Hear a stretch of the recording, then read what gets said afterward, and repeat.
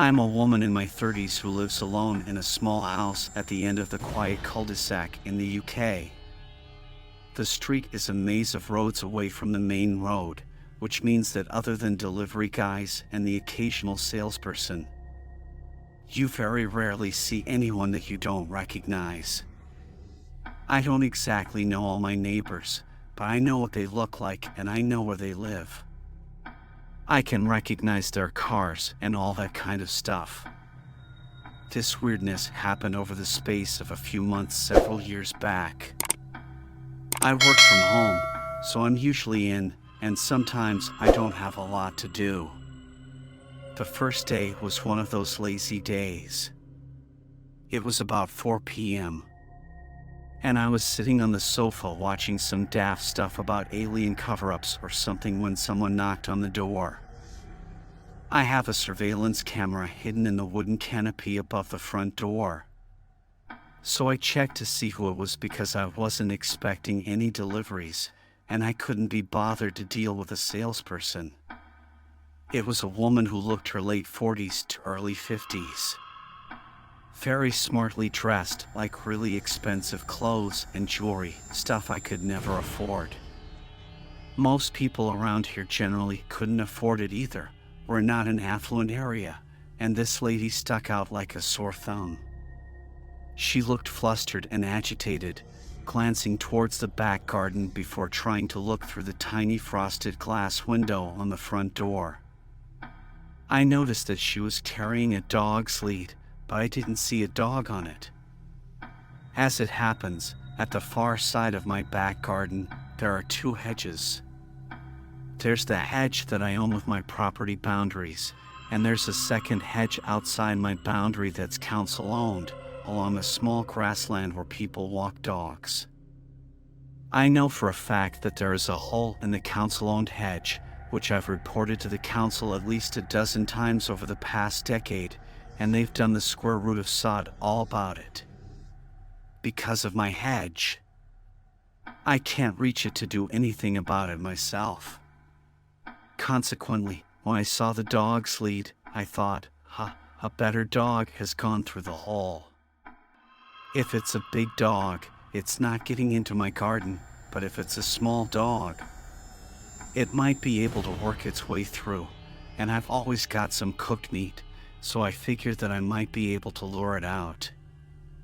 I am a dog lover, so of course, I want to help this woman if I can. When I was a kid, my own dog went missing for a few weeks, and I thought that I was never going to get him back. I was heartbroken for those weeks, but fortunately, we did get him back, and ever since, I've been extremely sensitive to pets in need. I opened the door, and this woman gives me the weirdest look, like she was expecting someone completely different to answer the door and that I shouldn't be there. To be fair to her, my mom used to live here too. So I didn't think too much of that weird look to begin with. Maybe she was expecting my mom. I say hello, and she just stares at me for the longest 30 seconds before she tries to look past me and asks to see Margaret. I don't know what it is about other people's mistakes, but whenever someone has the wrong number, I always end up apologizing as if it's my fault. So that's what I did, apologized and told her that there was no Margaret at this address. Again, she gives me that look, only this time there's anger behind it. Yes, there is, she insists. It occurs to me at this point that I have a relative called Margaret, but she lives about 60 miles away, and I haven't seen her in years. Nonetheless, just in case she's got her addresses muddled, I ask, "Are you looking for Margaret?" And I say their surname, but she just hisses at me, "You know exactly who I'm looking for. What have you done with her?" I'm absolutely lost at this point. I've lived here 20 years, and I know the name of the previous owner, so I know she's not asking for them. I also know the names of the neighbors and the names of the people who have lived on the street in the time that I've been here and since moved. None of them are called Margaret. So all I do is tell her that she's got the wrong address. No, this is, and then she says my address. You're lying. That was a tad alarming. She's at the right address. She's not knocked on the wrong door. However, she's clearly thinking that I've done something to somebody who, to the best of my knowledge, has never lived here. I don't know how long the previous owner had this house, but we must be talking about at least 30 years since anyone called Margaret might have lived here. It's at this point that I noticed that she suddenly wrapped the dog lead around her now clenched fists like she was planning to use it as a weapon. In my youth, I did plenty of self-defense training, so I'm not exactly scared of her as such. But I'm obviously getting a bit concerned about the situation that's seriously brewing. I don't particularly wish to get involved in a brawl on my doorstep with a complete stranger. I'm torn between shutting the door in her face or trying to de-escalate the situation. In the end, I close the door a little so she's got less to aim at and tell her, look, I don't know who you're looking for. But if you think something's happened to your friend, maybe you should call the police and let them sort it out. Sure enough, the woman slams her fist with the lead wrapped around it into my door. I later discovered that she'd struck the door hard enough to crack the frosted glass window in the middle of it. She's bleeding from doing this. It must have hurt, but she doesn't flinch or show any sign of pain. What the hell? Any confidence I had in my self-defense classes started to waver here because I'm not used to people who don't feel pain. All I can think now is that she's on something and having a really bad trip. So, at this point, I put on my scariest voice and tell her to get the F back. I let her know that I'm calling the police, and if she's still here when they get here, she can deal with them because I'm not dealing with her anymore. She tries to stop me from closing the door, but I shove her back and manage to get it closed and locked. I make a point to stand next to the door while I'm calling 999 so she can hear me. While I'm waiting for the police to turn up, I watch her on the surveillance feed.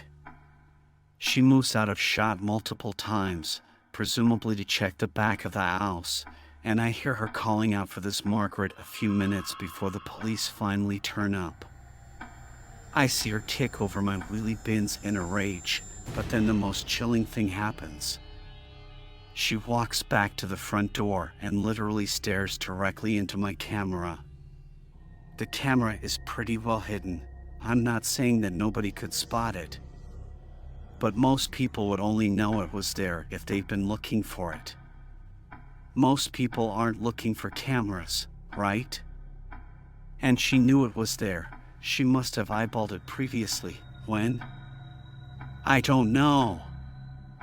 I later reviewed all the footage I had from that day, and she never made eye contact with it once. She never even looked in that direction. I only had about a week's worth of footage before the oldest footage was overwritten. And I checked everything I had, and she was only on camera that day. All I can think is that she'd been here more than a week prior. While she's staring right into it, she flips me the finger and then makes a throat-cutting gesture before walking off. I head to the window to watch her leave, and she's walking like she doesn't have a care in the world, and she doesn't look back, just wanders away. Police finally show up. Good job, I wasn't being murdered or anything, and they take a statement. I give them a copy of the surveillance footage, and that's that. I called a couple of times to follow up, but nothing. Nobody ever called me about it. I won't lie, this had me up for a few weeks. I moved the knife block closer to the door, though, out of sight of any of the windows.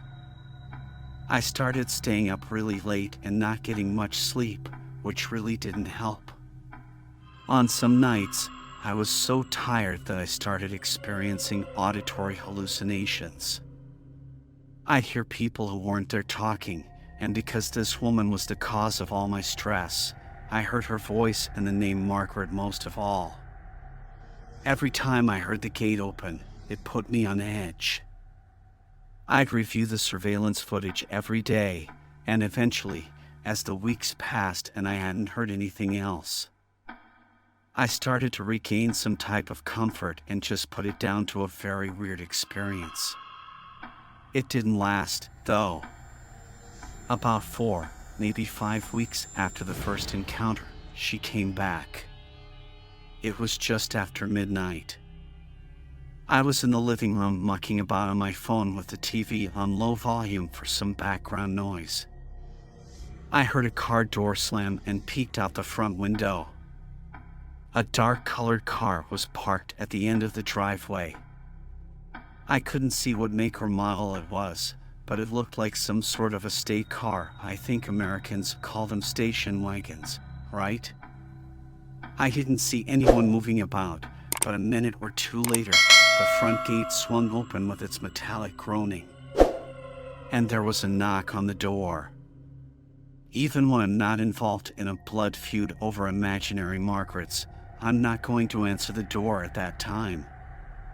I checked the surveillance camera. Its night vision mode is pretty terrible. But I'm positive that it's that woman again. I can even see what I think is the dog lead, and of course, she knows I'm watching her because she looks at the camera again. And I tell you, when someone is already giving you the heebie-jeebies. The way night vision makes people's eyes look like soulless black voids doesn't do much to make you feel better. And suddenly she yells out, "Shut that racket off and come out here now." I had the TV on, but as I mentioned, it was on a very low volume. There was no way that she could hear it from outside my door. I couldn't even hear it if I walked into the hallway. I'm convinced at this point that she's mentally unwell. So I called the police again. I want them to stay on the line, but they just tell me that someone will be over soon to call them back immediately if things escalate. So I'm waiting, watching, and just hoping that she doesn't start to try smashing the window or something. She kicks over my wheelie bins again. I don't know what she's got against them, and yells something else out, which I couldn't quite make out. But whatever it was enough for one of the neighbors to come and investigate themselves.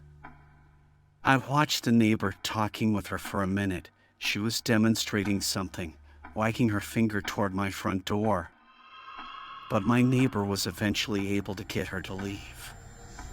He even sticks around for a bit to make sure that she's gone.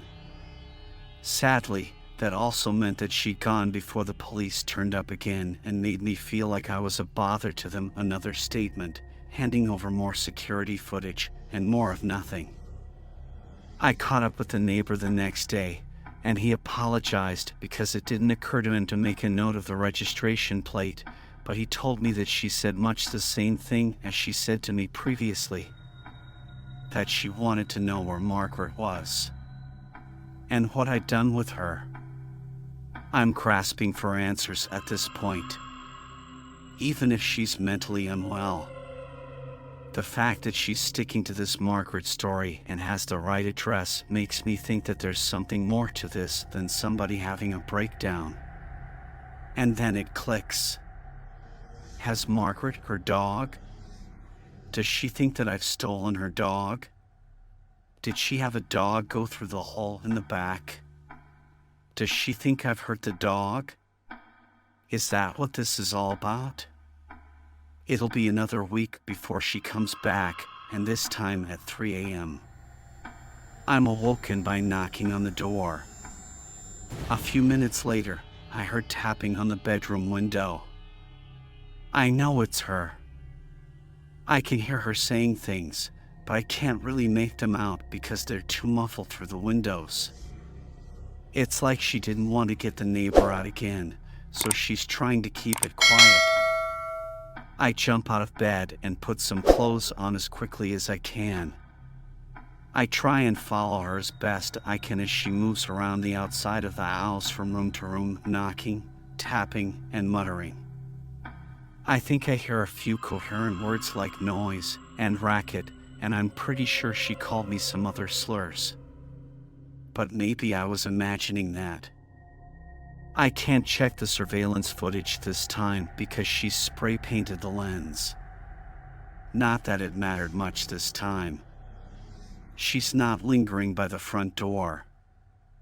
I think about calling the police again, but it's proven a waste of time so far, and I get the feeling that if I call them out a third time and she's gone, they're just going to start accusing me of wasting their time, even if I do have the evidence. They've not exactly been that helpful so far. In the end, I wait by the front door and listen to her. Eventually, she knocks again, and I call out, "Is Margaret, your dog, dead?" Silence. Nothing. I can't see anything through the frosted glass because it's too dark. I have no idea where she is, and I don't want to turn the outside lights on. I don't even know why she knows I'm in the house because I've called out to her. But I still don't want to draw any more attention to myself. And I end up standing there for who knows how long, at least an hour, probably more because the sun starts coming up. My heart is going a mile a minute pretty much the whole time. Once it's bright enough, I start checking through the windows to see if I can see her. Nothing. I tentatively open the front door and look outside. Still can't see her. I grab something to arm myself with, just in case I can't remember what now, and check all around my house and the back garden. She's not there. As I'm heading back to the front door, I spot the oddest thing: the gate's closed. The gate is physically attached to the side of my house. And when it opens and closes, it makes a fair bit of noise. You'd definitely hear it if someone opened or closed it when you were standing next to the front door. But it's closed. So what does that mean? Did she jump it somehow? It's impossible. I guess, but I wouldn't want to try it anyway. I opened the gate and headed out to the end of the driveway. I look around, and there's no sign of anyone. I turn back to the house and see that she's spray painted the word liar on the front of my house and left a dog lead on the floor beneath it. That was thankfully the last time I ever heard or saw from this woman. But I think that she still comes by sometimes. Ever since all this happened, I get these creeped out feelings occasionally at night and check out the window. I don't know whether I'm imagining it or what, but now and again, I swear I see a dark-colored estate car out on the street, not parked at the end of the driveway these days, but I just can't shake the feeling that she's in there watching my house. Perhaps she was looking for her dog, and she kept thinking that she'd seen me with it.